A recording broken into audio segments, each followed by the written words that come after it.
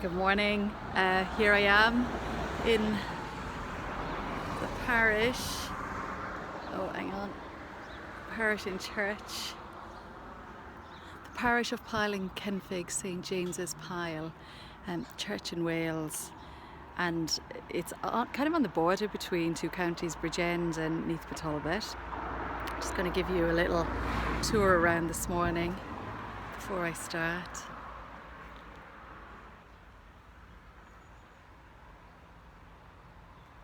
So I've never been down to the church here before. I've lived in the local area for 14 years almost.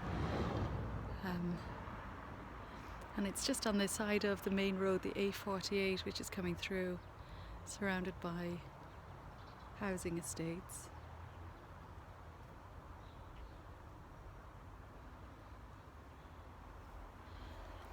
So I had hoped to stream live this morning, but it's drizzling and I don't really want to keep the tech out in the rain. There's a light on in the church.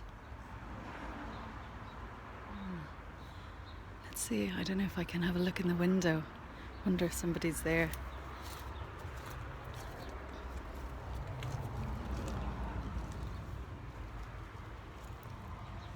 Have a little look in there. Don't know if you can see it. It's gorgeous.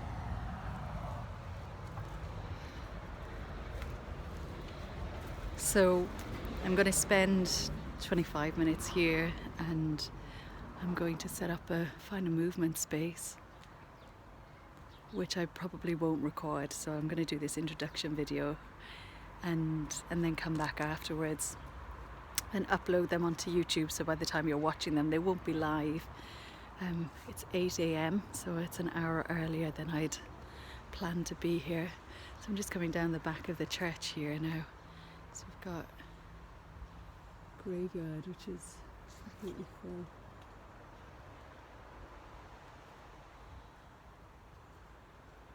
I remember a story about this church. I'm just looking at the way it's built, but I'm remembering a story because this church was supposedly moved, like a lot of the original St James's Church was down in Kenfig Nature Reserve, which is about a mile from here. And that area where there had been a settlement was overtaken by sand. And I remember someone telling me that the stones were moved from the church down there. But that's something like the stones were moved and they started building with the small stones because they were the stones that came up first.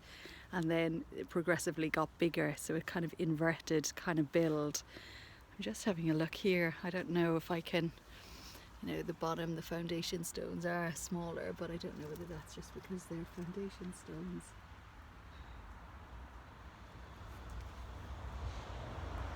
Just a bit of a...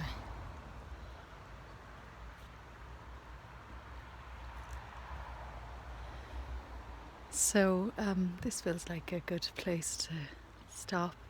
And part of this exploration is, that kind of navigation of when we arrive at a place, a building, how we move around it and find kind of dwelling spaces, I suppose. So my name is Tracy Branach. I am a performance artist and I work as part of the Heritage team, which is now the Centre for Heritage and Research Training at Swansea University.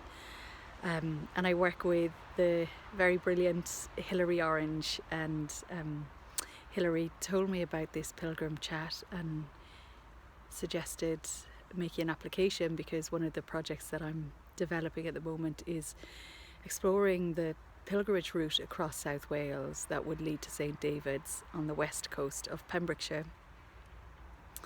And it's an area that I've been exploring for many years in my performance work because I've been connecting to and exploring the story of Saint Non, who was Saint David's mother. And that led to a number of performance offerings, walks, vigils, a small pamphlet in the last 2 to 4 years. So I've been thinking about where I live in South Wales and how that connects to St. David's. And as I started exploring that, I came across the Cistercian Way, which Professor Maddie Gray has done a lot of research around and mapping that. And just thinking about these old routes, these old walkways that people travelled through, and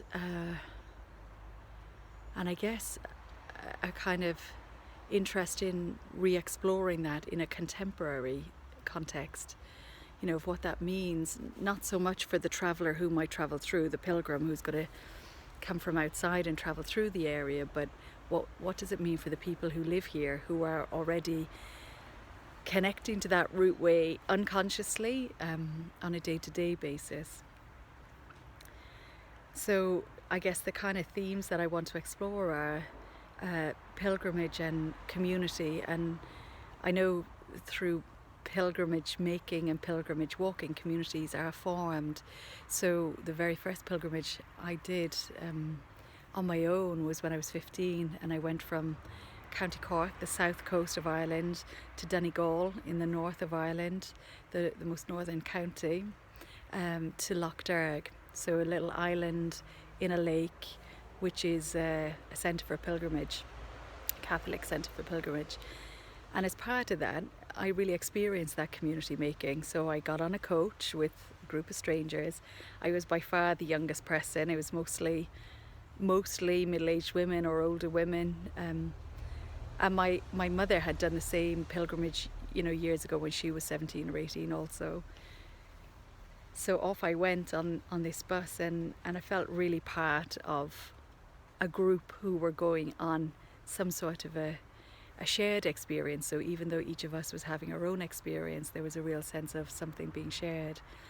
And throughout the weekend, so I think it was 3 nights, vigil the first night, barefoot, short amount of sleeping, very little food, 1 meal a day, which was oatcakes and tea or coffee, black tea or coffee.